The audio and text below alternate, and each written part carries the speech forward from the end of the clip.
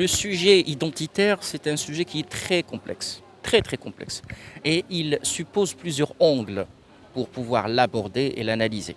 Mais de par ma modeste compétence, je ne peux pas me permettre de me considérer comme étant vraiment un grand connaisseur du sujet. Mais je pense personnellement que c'est un sujet à prendre en considération je dirais, dans sa dimension à 360 degrés. Le sujet économique pourrait être, je dirais, le point de départ du sujet identitaire, et le contraire, le point d'arrivée. Lorsque je dis le point de départ, c'est que lorsque un clivage économique conduirait à la construction d'identités économiques, et vous allez trouver effectivement les disparités sociétales qui se construisent, où on va dire qu'une communauté riche se fait une identité à part et exclut une autre communauté qui est moins riche. Et ça, c'est très dangereux. Et d'où nous avons eu, durant bien sûr le dernier siècle, depuis bien sûr l'émergence des mouvements, je dirais, ouvrières, cette réclamation où on demande une seule identité, on demande à ne pas être identifié en deux identités différentes. Que ces identités ont été bien sûr construites sur une base qui est, je dirais, économique et capitalistique. Le contraire, c'est que nous allons partir du principe que nous sommes une identité ethnique, idéologique, politique différente pour construire en même temps, pour se barricader derrière une identité, je dirais, économique.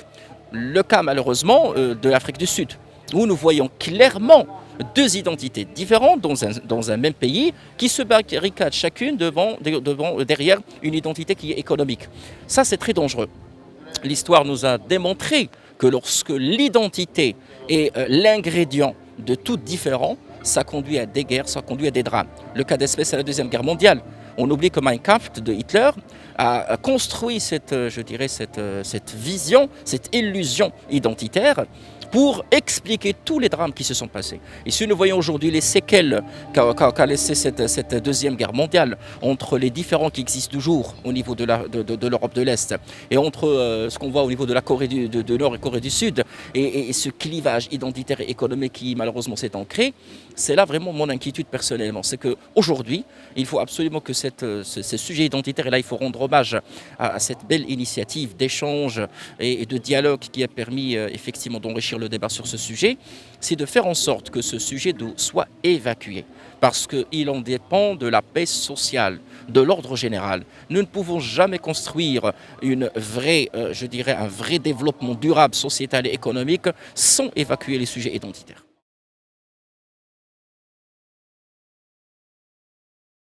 Le Maroc a érigé le sujet identitaire en étant un sujet de souveraineté, en étant un sujet constitutionnel. Je vous invite à lire la constitution du Royaume du Maroc qui a reconnu cette multitude et cette diversité identitaire.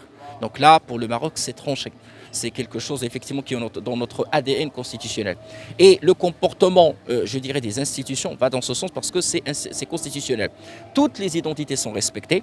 Et nous venons tout récemment de, je dirais, Sa Majesté, que Dieu l'assiste, a bien voulu reconnaître bien sûr l'année Amazigh et nous allons bientôt fêter l'année Amazigh. Donc c'est pour reconnaître un petit peu cette multitude, cette diversité riche.